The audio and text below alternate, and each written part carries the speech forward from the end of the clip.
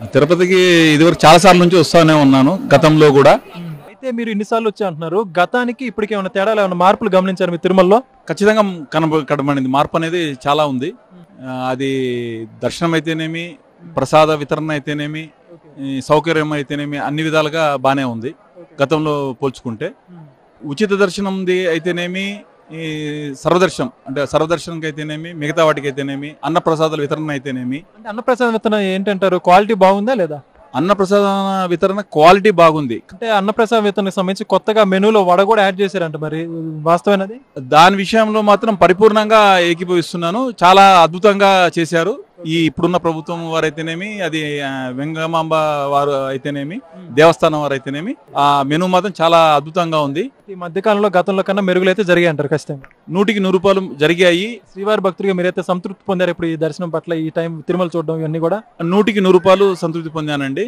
వీటితో పాటు ఉచిత దర్శనం సేవ బస్సెస్ కూడా పెట్టారు వివిధ క్షేత్రాలకు. ఎన్నిసార్లు వచ్చారు తిరుపతి మీరు? ఇప్పటికి చాలా సార్లు వచ్చామండి, ఒక 7-8 సార్లు వచ్చి ఉంటాం.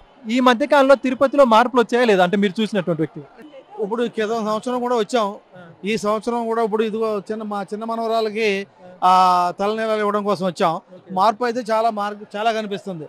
అంతా కూడా well organised, neat and clean ఉంది, సిస్టమేటిక్ ఉంది. సదుపాయాలన్నీ బాగానే ఉన్నాయి అక్కడ? సదుపాయాలన్నీ బాగున్నాయి.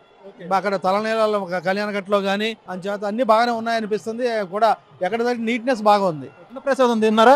అన్నప్రసాదం తిన్నామండి. అన్నప్రసాదంలో చాలా మార్పు కనిపిస్తుంది. వడ స్పెషల్ గా వేస్తున్నారు. దాంట్లో రుచిలో కూడా, క్వాలిటీలో కూడా చాలా తేడా అనిపిస్తుంది. తినదగే విధంగా ఉంది కదా? అయ్యో చాలా బాగుంది, చాలా బాగుంది. కొంతమంది ఇక్కడ మెయింటెనెన్స్ పట్టించుకోవట్లేదు అంటున్నారండి.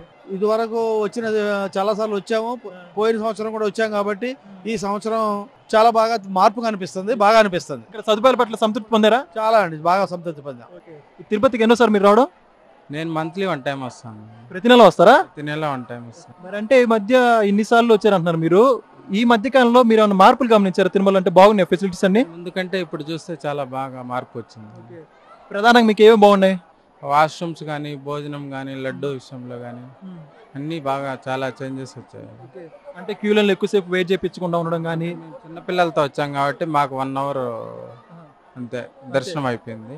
భక్తులకు ఏర్పాటు చేసే సౌకర్యాలు కావచ్చు, అన్న ప్రసాదం కావచ్చు, ఇవన్నీ అన్ని గతంతో పోల్చుకుంటే చాలా పర్లేదు, బాగుంది. అన్న ప్రసాదం క్వాలిటీ ఎలా ఉంది? బాగుంది. కొంతమంది తిరుమలలో మెయింటెనెన్స్ లేదు, సరిగ్గా పట్టించుకోవట్లేదు కొంతమంది మాట్లాడుతున్నారు. దాని గురించి మీరు ఏమంటారు? అంటే మీరు రియల్ గా చూసినటువంటి, ప్రత్యక్షంగా చూశారు కదా? ఒకరితో అయితే నాకైతే చాలా బాగుంది.